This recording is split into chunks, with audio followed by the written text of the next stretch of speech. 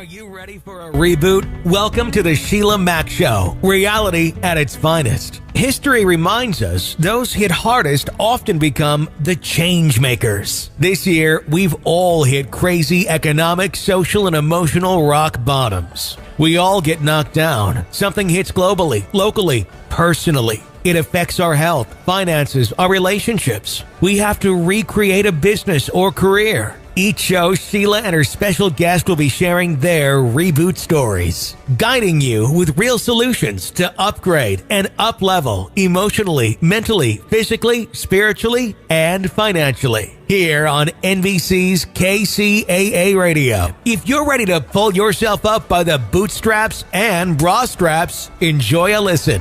Here's Sheila. Welcome to the Sheila Mack Show, reality at its finest. Here we have real people sharing real stories and actionable steps to help you reinvent, rebuild, and reboot your business and personal life on your terms. I'm your host, Sheila Mack, and today we have special guest Vanessa Shaw.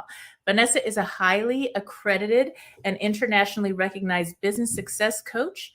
So whether you are seeking more income, making a bigger impact, or enjoying greater freedom, Vanessa and her dedicated team of professionals at the Business Growth Academy can help turn your entrepreneurial dreams into reality. All right. Welcome to the show, Vanessa. Thank you, Sheila. Excited for our conversation today. Yes, and one of the first things I like to ask guests is, this show came about after my new best-selling book, Bootstraps and Bra Straps, the formula to go from rock bottom back into action in any situation.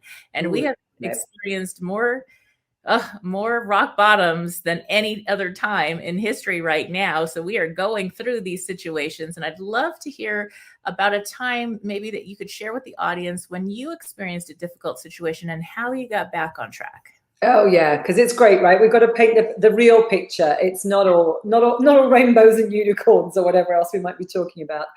So honestly, it's quite some time ago now, but it was so pivotal in turning my business around. And then honestly, what the whole premise of the Business Growth Academy is, that I'll share that story. So we're probably looking at something around 2010. I'm thinking now. I'm not very good at remembering dates. I had a big client that I'd been working with for many years, big retainer, built my business inside of their business, was kind of thinking I was flying high, right?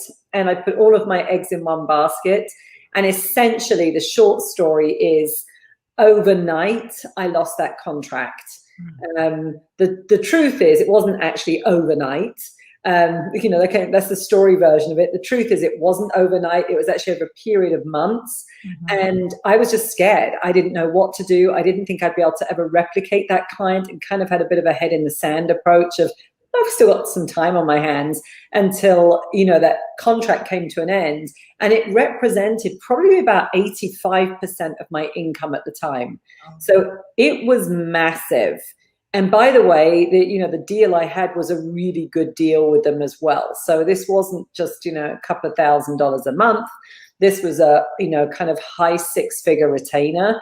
And all of a sudden it's gone, right? And I've been up leveling my life, making a lot of changes, had enjoyed all that extra income for probably the 4 years that I had it. And I wasn't looking at the numbers in my business. I wasn't running my business like back then as, really a kind of serious CEO and business owner. And my Swiss accountant actually called me up to tell me that I was heading for bankruptcy. And at the time, that was all in French. It was one of those scary conversations.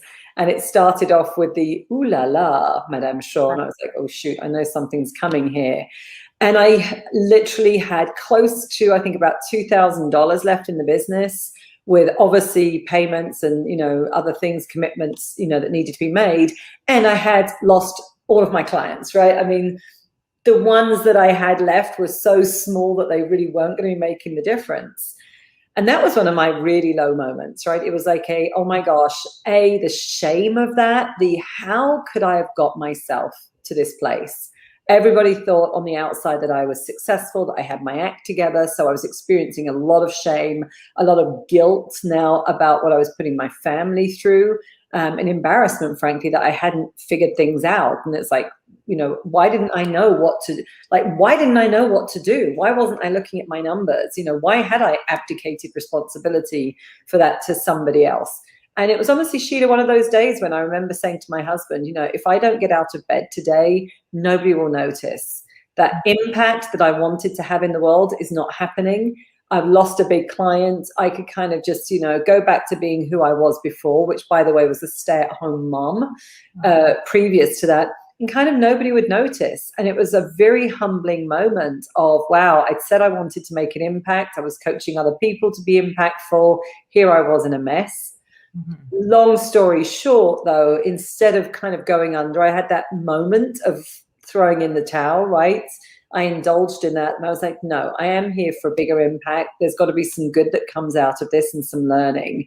And I set about that year, the year I was going bankrupt, I actually replaced that income in the same year, completely replicated it, and started to A, take my business seriously, B, look at the numbers and build a system for how do I constantly fill the pipeline, get new clients in, never be in a position again where I've got all of my eggs in one basket. Right. And fast forward, I guess, how many years are we now? About 12 years on from there. This is really one of the keys in what we're helping people in the Business Growth Academy, because I realized that, by the way, I'm not the only person that doesn't look at their numbers or understand them or know how to kind of get a consistently full pipeline of clients. And so this has become something that, through those mistakes, fortunately, many other, particularly women, have been able to benefit from that, big mistake of mine. Wow. Well, that's something that happens to people. And what a beautiful story that you were able to get back on track quickly within a year and find new direction that's even better and more aligned for yourself and your family.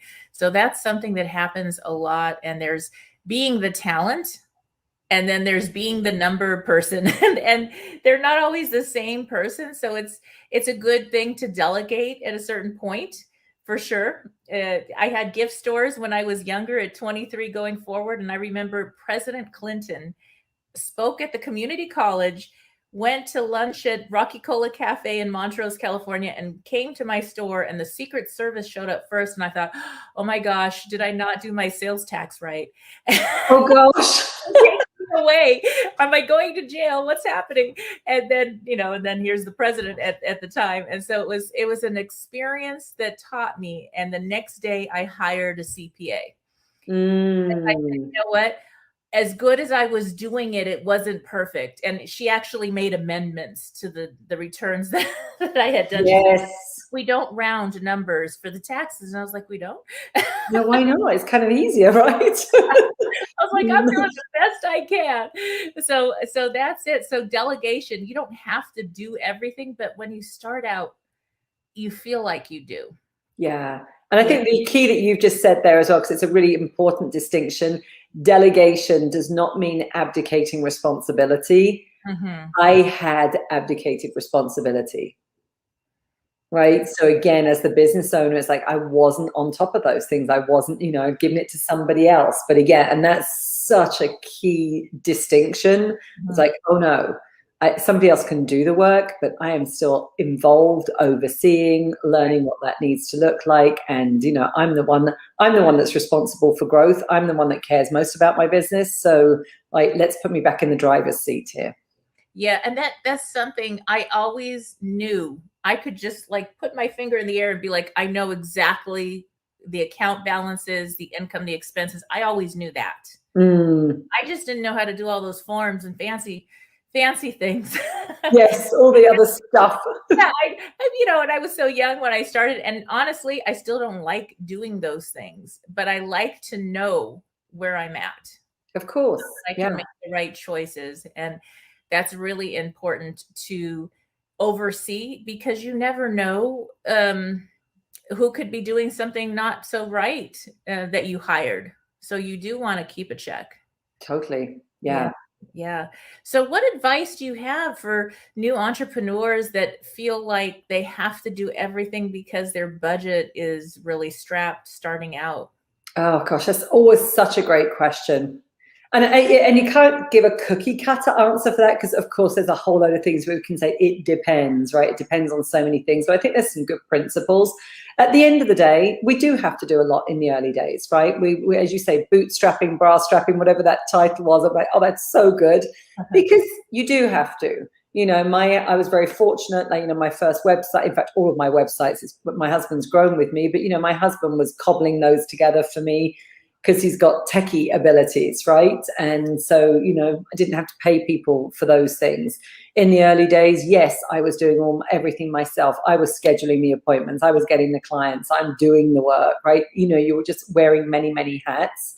But for me, I think, a couple of things was, as quickly as is humanly possible, we need to get some help.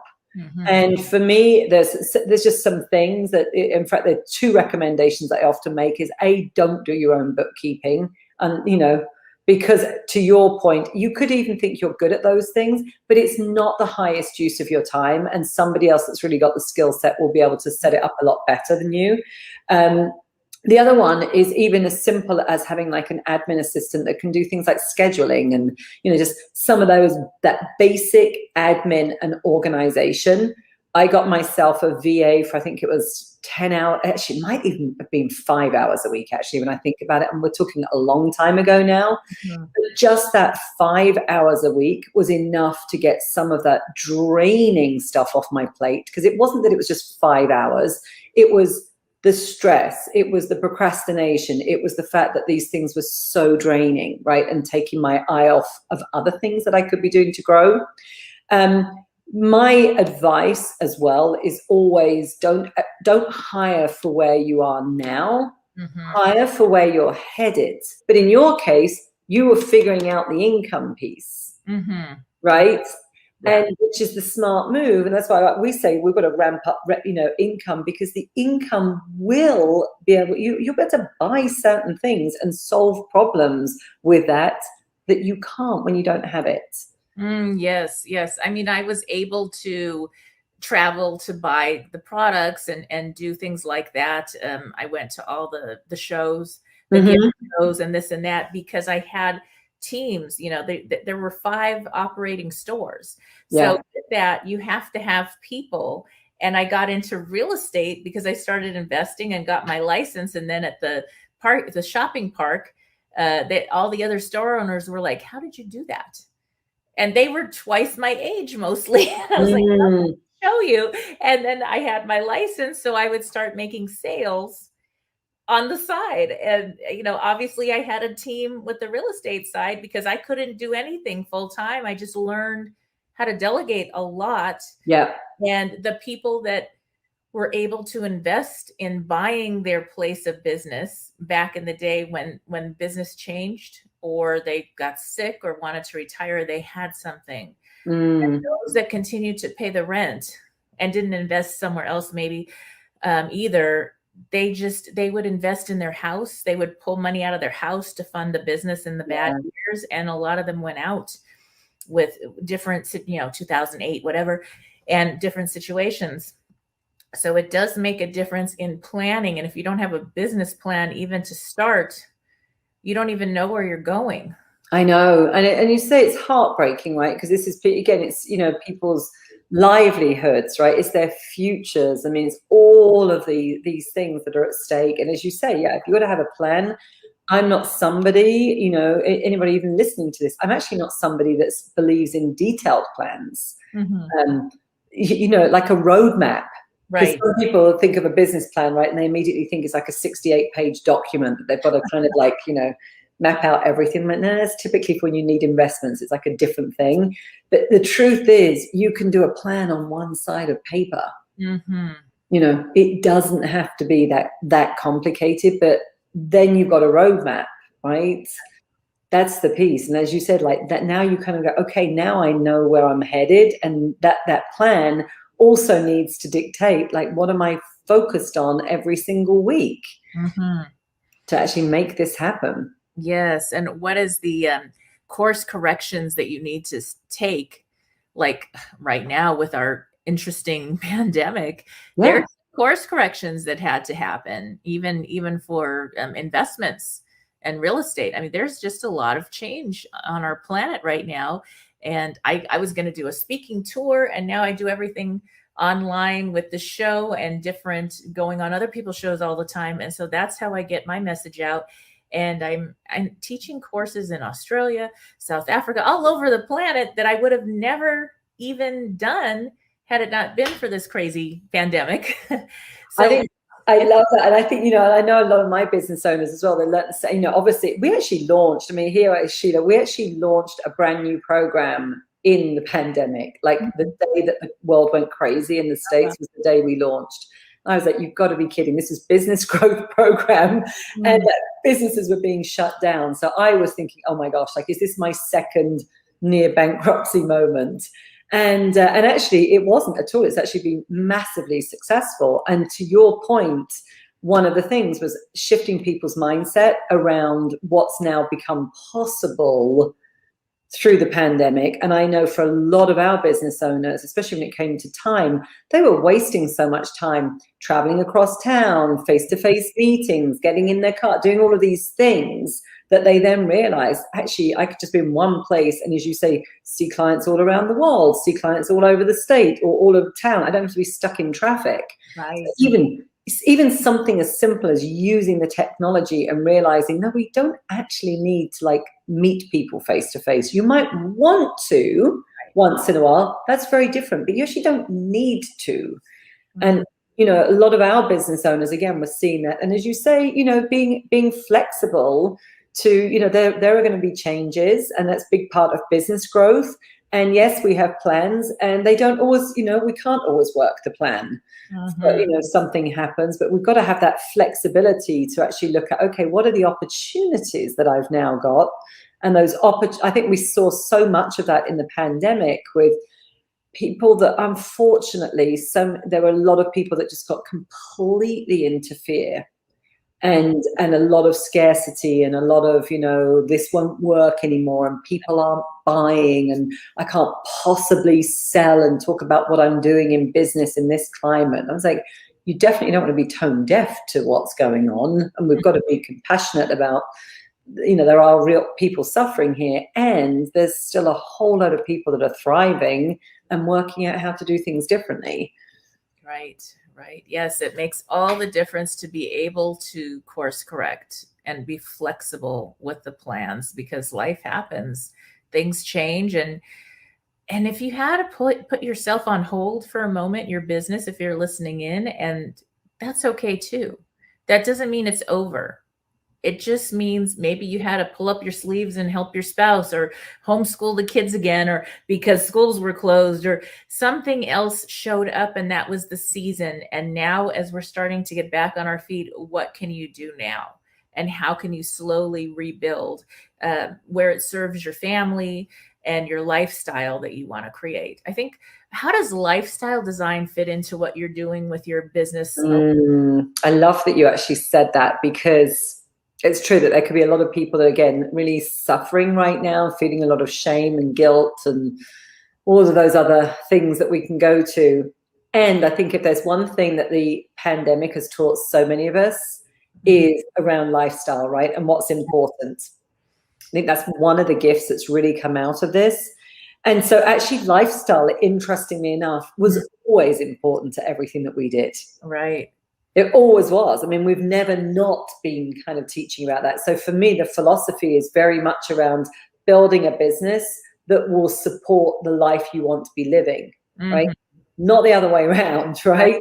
You know, is like, and again, that comes down to, yes, well, what type of revenue do you want to have? Like, what's the impact, you know, contribution you want to be making in the world? Freedom, what does that look like to you in terms of time freedom or creativity, self-expression, right? These different things. So lifestyle design has always been important. I think now more than ever, this is a time for people to actually really look at. You know, a lot of people don't want to go back to offices. We've got a lot of people that were in corporate that work from home that no longer want to go back. And we're seeing a whole new, you know, group of budding entrepreneurs, you know, consultants or freelancers, whatever we want to call them, because they want a different lifestyle. And so for me, my way of looking at that is to reverse engineer. It's about, and again, if somebody's starting out, it's not reverse engineering it 20 years out. Even a year out can be great. Like, where do you want to be a year from now? Imagine that, you and I were meeting and we were celebrating an amazing year where you're proud and satisfied with your accomplishments.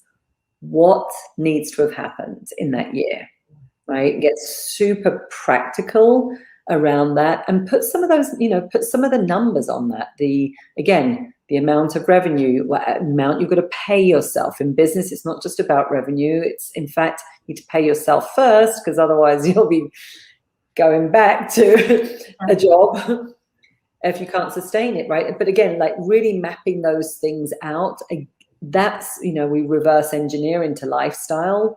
So that a lot of our business owners, they're actually living the life as they build their business. Not necessarily the ultimate, of course. I'm not living my ultimate life right now. I'm living it in a way better way than I ever imagined.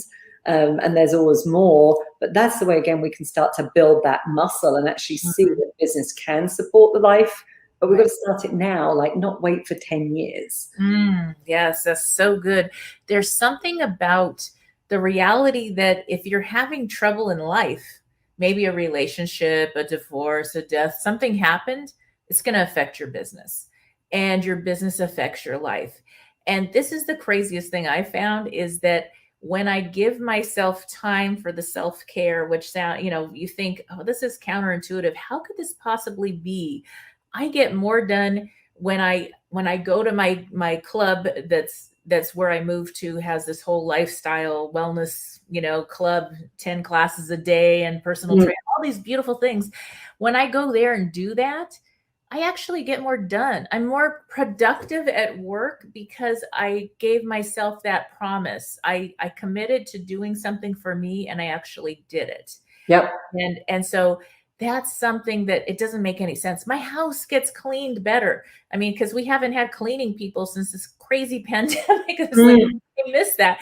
But it's cleaner because I went and exercised and took a walk by the lake and did stuff with my kids that are grown, that are home, and things get done because of that. So there's something about it actually fuels your business success when you think, I've just got to put in another 20-hour day and then I'll go play.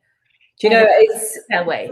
We discovered exactly the same thing, right? And, everyone's heard the, put the oxygen mask on yourself first, right? If you're ever, God forbid, in a plane that's going, in trouble, in order to help other people, you've got to give your oxygen to yourself first. People get that rationally, they understand that, but they say that they don't practice it. Yeah. And so to your point, with our new program actually that we launched, we had really been preaching this for years, as I say, lifestyle and everything. I was always like, don't wait. Like, we need to incorporate it now. And this is like an integrated lifestyle in business. It's like, it's business and lifestyle can all flow together. And we're not waiting for like one to be at a certain point before we start to do certain things. And so when we launched our new program, and we run it like in 100 days, it's like an accelerator. Interestingly enough, our clients they set goals in 4 areas. And the areas are body, love, leadership, and business. Nice. In that area, and we're actually saying this is about fuel and energy, just to your point, right? The body is that fundamental source of energy. And if your health goes as a business owner, I mean, as I say, we know, and so many of us have been dealing with COVID, and I had a husband that was hospitalized with COVID as well. I mean, we know full well that these things stop. And so we were like, we're going to prioritize this as your business plan, that you would think about those goals that are for body and exercise or nutrition, whatever they want to be for you. Love was all about, let's be intentional about the people that you've said that you are doing this for, yourself, spouses and kids. But like, I want you setting goals around quality time with them and date nights and one-on-one time with kids, because again, otherwise we end up feeling so guilty, right? And then leadership is actually all about who you're being in the world, right? Really, how are you showing up and leading, whether it's, through your content, your communities, teams later on. I'm setting goals there. And we see business is actually the last goal. But those other three. Welcome to the Sheila Mack Show. If you are just tuning in, and we had an incredible interview today. And one of the points that came up in our conversation as I review our talk was self-care. So we had Christine Ines on, and she talked a lot about self-care, about rebooting and getting back on track after a difficult situation. And that self-care is so important. And doing the work, it's almost like they go hand in hand for sure. And so I thought about, oh my gosh, before I came on the show today, I had literally taken some time for self-care. So this morning, I actually went and did a beautiful yoga and meditation. I had a brunch. I slept in, which I don't do often. I usually wake up like at 5:30 or 6, sometimes earlier, depending when I'm doing the show. Sometimes it's at 5, depending on what state I'm in. And so then on one day of the week, I always have a planning and solitude session. So that's where I literally plan out my next 7 days. And the first thing that I do is I go ahead and I literally put in the things that I really want to do for self-care, for family time, just important things that need to be done, whether it's go to the dentist or go to an eye doctor, take the puppy to the vets or whatever. And so that all gets in there. Of course, my work schedule gets calendared in as far as my coaching clients, leading my masterminds, working with my team. And so I do a lot. And when I take my days off and my time, even if it's like a half a day or a small piece of time here and there that I've scheduled, I have blocked that out in my schedule so that's my time. And I enjoyed the meditation class so much. I had a great time. And I thought about, oh my gosh, I ran into somebody who was reading the 7 Habits for Highly Effective People. And that is a book by Stephen Covey. It was something that was very popular a long time ago now, and it is coming back. It's a very good book. And Stephen Covey actually bought in with Hiram Smith for the Franklin Covey planner system back in the day. And I am like a huge fan. I'm looking here. I think I actually have a book somewhere nearby, a Franklin planner system. And so that's something that really changed my life. Now, that was my first deep dive into personal development studies as a young adult. Prior to that, I had found Napoleon Hill's Think and Grow Rich book back when I was 8 years young. So part of self-care is fueling the mind, and it can make all the difference in mindset, in knowing how to get back on track during a difficult time. So these studies that I have done, they've really helped me throughout my life. I still have the original book of the Think and Grow Rich I bought when I was 8. I got it at a neighbor's garage sale for $2.19. I keep it on my nightstand. So this type of study has become a constant for me. And that time in my life, I literally had the first tiny home, I tell you. Before the tiny homes were popular, I had I was staying with grandparents that weren't really thrilled to have a young child around, and there was a lot of fighting and things going on at home. And so we had a really big backyard, and way in the backyard was a metal storage shed. And I had decided, after reading my Think and Grow Rich, I had asked and begged and pleaded to make that into like my playhouse. And the other kids had little playhouses that they had made, or they had a tree house that was really popular. So I wanted to make that into my playhouse. And my real desire and motivation was that I was going to move out of my house at 8 and get away from some of the violent stuff going on. And so I actually did end up living in that house and going to the back bathroom that was kind of away from everybody. And that was like my first liberation from things that weren't working for me. And I realized how much control I had as an 8-year-old child. Oh my goodness. Can you imagine being able to do that? And I made my little house nice. I did, it was kind of hot in the summers and cold in the winters, but it did have a little bit of insulation I added over time. I hung up like rugs and things like that to help. And it did have electric in there that was wired in, so I had a light. I didn't have running water, and it was great for me. I thought it was wonderful. The kids would sometimes come over and play, and that's where we would hang out.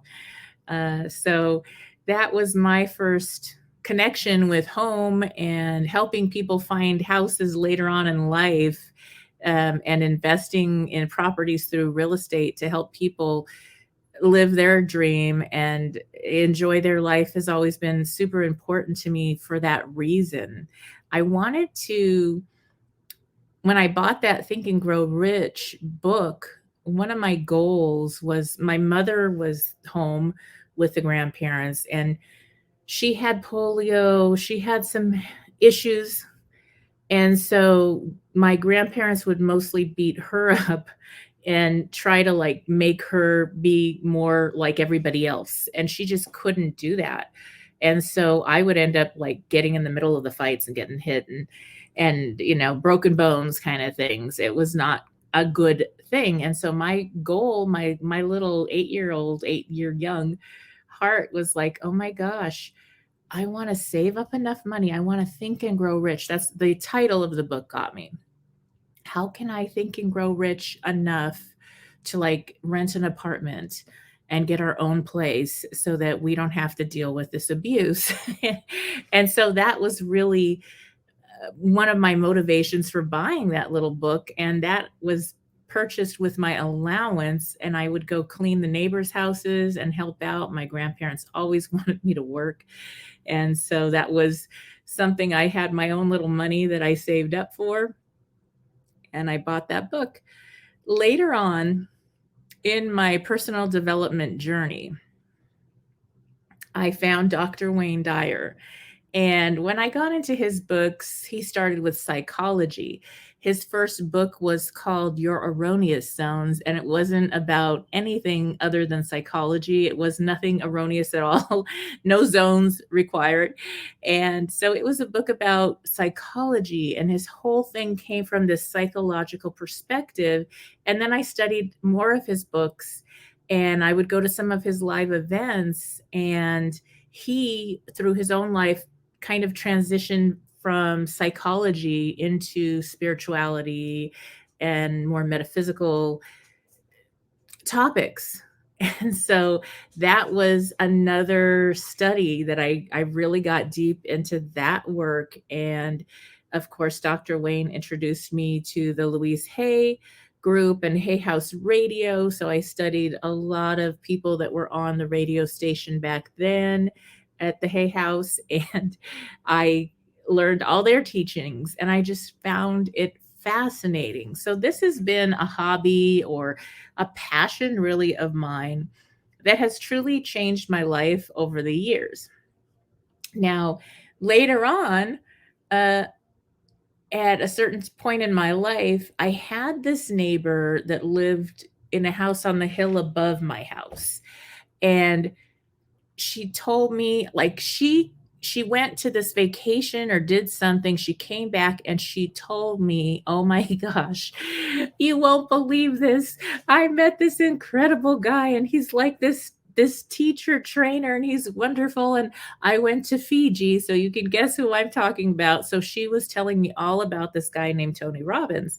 And she returned from this event in Fiji and she told me it transformed her life.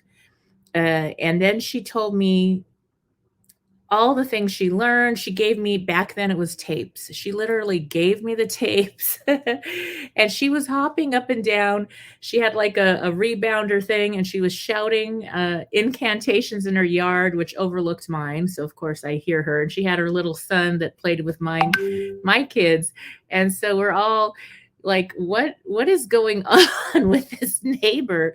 And so a short while after that, I ran into some difficult situations in life and I didn't have the answers. And I thought, oh my gosh, my neighbor, she like, this changed her life. So I went to the Tony Robbins event and that transformed my life. And so that was a big thing. And I learned so much. I had a blast and I traveled and for about 7 years, almost full time, and enjoyed all the events, which transformed my life. I have so much gratitude for that decision. And of course, through that experience at the Tony Robbins events, they have other speakers that also come on to the stage and share. So I got to learn about business marketing from the incredible Jay Abraham.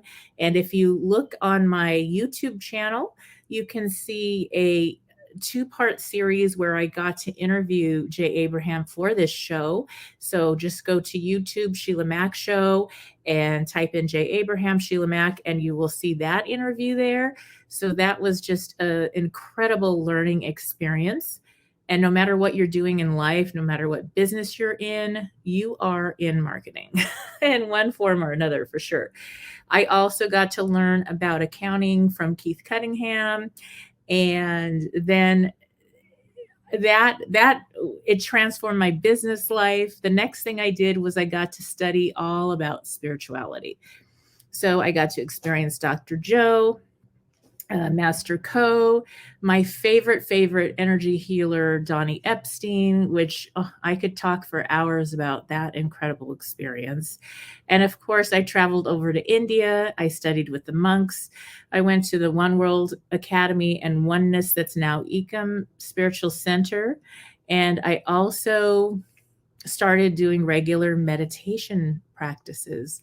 And literally, okay, if you're listening in, you're going to laugh because I am not, or I was not, past tense, I was not like a good meditator. I literally, when I was going to my first trip to India, I got rear-ended by a CEO of a big company, and it was like not enough to do anything, but I did go to the doctor only to get a note. And I said, listen, this happened and I need a note so that I don't have to sit for the entire meditation. I might need to get up.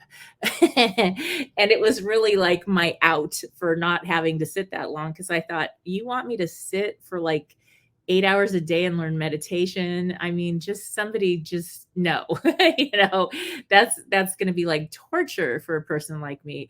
And literally, I didn't use my note, and I got to sit through the whole experience and connect to the spiritual side. And so that was another learning gift, a self-care gift that it blessed me. I brought my children that were teens at the time to many of the meditations, and it was just a great experience. So when you think about life and what your plans are for the next 1 year, 2 years, 5 years, make sure that you schedule time for self-care and whatever you want to study that's your thing. Mine was personal development, obviously, and yours may be a completely different hobby. You might want to be a chef. You might want to do something completely different, but go do that, because now is the time. We only have the present. Enjoy yourself. I look back and I think, wow, I did a lot and I had a blast, and I still am very involved and still go to many events, and I continue to learn. So my mantra is, I'm a lifetime learner and a wisdom earner. And so that's something that's very important in my life. Now, one of the things that Christine and I talked about a lot was we also discussed our children a little bit, and even our adult children, and how it's not what we say or tell them to do or give them the rules. It's how we live. It's who we're being and how we model our lives that's going to really affect our children or grown children. It's actually, if you are a business owner, leader, or even running a team, even if you just go to a work site, how you show up affects the energy, affects everybody else, and it just changes everything. So now I can go into a real estate explanation a little bit more on that. So there is something that I wanted to share about today in real estate. And how does that apply to real estate? Well, it applies in many ways. So there's many different communities that have special like city and government funding, and they literally like have funds to help businesses to remodel. And I can recall buying a property, a big storefront property in Monrovia on Myrtle. And it was a beautiful place, but it needed work. And the reason I purchased there was because there was funding to remodel that building. And so I did most of the remodeling work myself. I had a blast. Of course, I hired like people to help me do the construction part, but but all that was free. And so you may, if you're looking into invest, if you're along that far in your journey in properties, investing in properties for profits, then that is something that you can look into in the different communities. And it could be that one small town, I mean, it's a beautiful little small town in Southern California in the foothills. It's very close to Pasadena, and then Monrovia is not far away from there. And so and then there was Sierra Madre was another community I had purchased a place in, and Sierra Madre is another beautiful place that sometimes they have what they call like redevelopment funds, and sometimes they give it different names. And so you do have to check with your city. So if you are looking to purchase, whether it's for your own business or it's for getting into diversifying into some commercial units, then that is something to definitely consider. And you want to look at zoning. You want to see, is this commercial building zoned for only warehouse, or is it zoned for other use? And that can make a big difference also. So an example is I had another property that was zoned a warehouse, and everything for maybe 10 blocks was warehouse. And all of a sudden, they changed the zoning, and the zoning went up. So now you could rent to different people. And so per square foot, the amount you can charge per square foot went up like 5 times compared to the warehouse. So it was really a great thing. So to be aware of the zoning. And now in California, they're having some special zoning and code changes where you can add, like on a residential property, many times they're now allowing to add like a little back house or AUD, I think they call it. So depending where you are, there's certain communities where they're offering people the chance to be able to add a unit, and that can be quite affordable. That's something, of course, you have to look into the zoning first. You have to get your approvals and go to the city and work with somebody that can help you with that. That is a wise thing. And, get different quotes. Don't go with the first person. Get like 4 or 5 quotes. Make sure you have everything in writing. You get everything permitted first and you do the steps accordingly. You'll have to get things signed off. But then at the end of the day, you'll have a great place for, maybe you have grown kids that you want to come home, or you want to rent that unit out. And that is something that will bring you positive cash flow probably within a year or two, if not sooner, depending on what you end up being able to place in your yard. So there's just some fun things to look into for redevelopment and zoning that is going to make a difference. And so when you're working with a real estate agent, you want to work with an agent that knows how to find this information and figure out what the area is. It could be that you buy 3 blocks away and you miss out on all this money or opportunity to expand your property. And even if you don't have that time or money to expand now, later on you may go to sell that property, and because it has that zoning, you're going to get more per square foot, and it's just going to give you a better opportunity in the long haul. So that is the importance of working with somebody that knows what they're doing in that realm. Now, the last thing I want to talk about real quickly today is if you are doing the vacation rental, then there's many different ways to do it. And I talked about this on the last show. So if you have not seen that episode, go back and watch it. You can find it for last week. So just look on my YouTube channel and you'll see the show that I talked about being a vacation rental superhost. And I paid $35,000 for this house. I ended up, it was a prefab. I had $1,000 land lease, and I put in a little bit of like $4,500 for every little adjustment I made it beautiful. I separated it into 3 units, and I ended up cash flowing $6,000 to $8,000 a month with very little effort, and until the zoning changed. And at that point, I sold my $35,000 investment house that had cash flowed all this time, was, like 3 years or so. Then I sold it, made $295,000, and I used a special formula. It's a tax code 1031 exchange. And with that, I was able to avoid capital gains and exchange into a property that would cash flow and allow me to continue doing my Airbnb. So one of the secrets with the Airbnb, if that's something that sparks your interest, you definitely have to look into the zoning and the laws in your city. There's certain cities that absolutely do not allow any vacation rentals, and others do. So you want to look into the law beforehand, and the law can change. So you're never going to make I would not make $6,000 to $8,000 a month renting that prefabricated house out. I would make maybe $1,800, $1,900 back then. This was 2015 when I purchased the property. So yes, it is still something that can happen. Even today, you can get deals. Might be a little bit more, but there's still deals. I can tell you that if you're looking.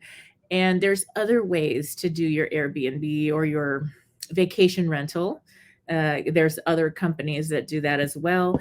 And so some people do like an arbitrage. And so what they do is there's a special lease that you can do, and you negotiate with different people that are renting out a unit. And in that lease, and that's where you need a real estate agent to help you create a lease like that and make that offer, so that the landlord's going to be super happy because you're going to be paying above or, a good rate for the rent, and you're going to keep it clean.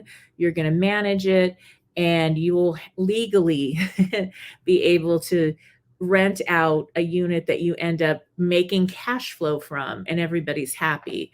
And that's all written in the lease and how that's worded. So that's kind of specific and special, but that's something that is possible if you don't want to own the property or be buying it. I always like to buy things because then you're building equity and you're able to do that exchange later on, which you definitely need help with that if you're new to that. So there's a special accommodator account that has to be set up before you sell. You have to ID 3 properties, and then you have to close within 180 days. So it's really important that you have a real estate agent that is knowledgeable in that. And I am working with Keller Williams Beverly Hills, So I have an incredible team. I have a team of agents I work with across the United States that I also refer people to that specialize in that if that's where you're at in your buying process. So just call over and to Keller Beverly Hills and ask for Sheila Mack, and I'll be happy to help you that way. So there's that. And now there's another secret. So I hope you're taking notes. Get out your pens and paper. If you don't already have that, take some notes or take some mental notes if you're driving, because there is another secret. And that other secret is you're going to get more money from corporate rentals than you are from the high turnover. And you're going to have a different person in your vacation rental if that's the route you choose to go, and especially if you are renting out a room in your home. That's like really personal. If you can't separate the entrance and exit and you have to kind of share, you don't want to have people coming and going unless you're good with that. But for many people, it would be more comfortable to do a corporate rental. So I did a lot of corporate rentals with my vacation rental homes and still do. And so the rental home process that's corporate is people that are traveling for business. Many times their company will pay. So an example was a university in California was paying for a band to stay for 3 months at my little vacation rental in the canyon. And this band actually ended up playing the opening for one of the presidential candidates. So Barry Sanders. and so I loved it. I was actually staying in one of the units. I was in between travels. And so every night I had a band. They were paying me top, like they literally they paid the whole thing up front. And because I allowed them to record, they actually recorded for another album while they were there, and they did their practice for this very special performance. And I would sit out on the yoga deck and this band would literally be playing music for me. And I'm like, oh my gosh, they're paying me and they're doing a private band performance. And so like the neighbors would come over and they were kind of far away. So nobody was bothered, but I'd invite people and I'd invite my kids and friends and we'd just listen to the band. And it was like a private party every night for 3 months. And I loved the people. They were really a good group. The professors came over because they were studying music. And so they had chosen this band and they were in this program. So it was a whole process and it was very professional, because you could picture band in different ways, but this was a very professional group. And that worked for my unit because I was like in the canyon in the middle of nowhere. And it was awesome. Now, other times I've had nurses, there's travel nurses. There's an entire group of nurses that travel and they get paid like a stipend for their travel expenses. That's like, $3,000 a month or something in that range. And I would just get paid and I would know that nurse would be there for months and it could be half a year. And we'd have to do a little bit different with the way we structured everything, but they loved it. And I loved it because I didn't have to have the turnover. There was no parties going on. There was nobody was trashing my units. They were keeping it clean because this was like their home away from home. So they were taking care of things and I kept it beautiful, of course, but they really did a lot of the maintenance themselves. As far as the upkeep, it was very low. It wasn't like I had to have the cleaning people there all the time. I still did a cleaning, once a week. And I'd get permission. And some of them didn't even want that. They really wanted their privacy. And that was great. So the corporate is the way to go if you're going on I shouldn't say that name. I should say vacation rental route, whichever company you work with. And so those are my tips for today.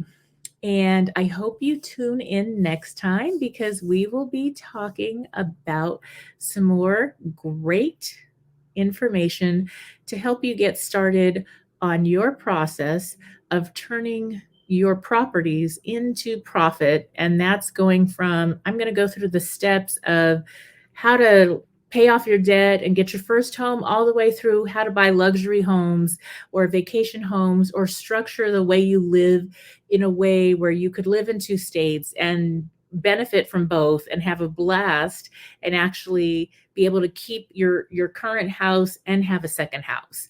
So there's many ways to get into that realm. And so tune in next time. And if you would like to work with me or join the mastermind, I am building a new website, but the older one is working. So go to SheilaMac.com to connect. Or also, if you are currently looking for an agent, like I said, I do have an incredible team.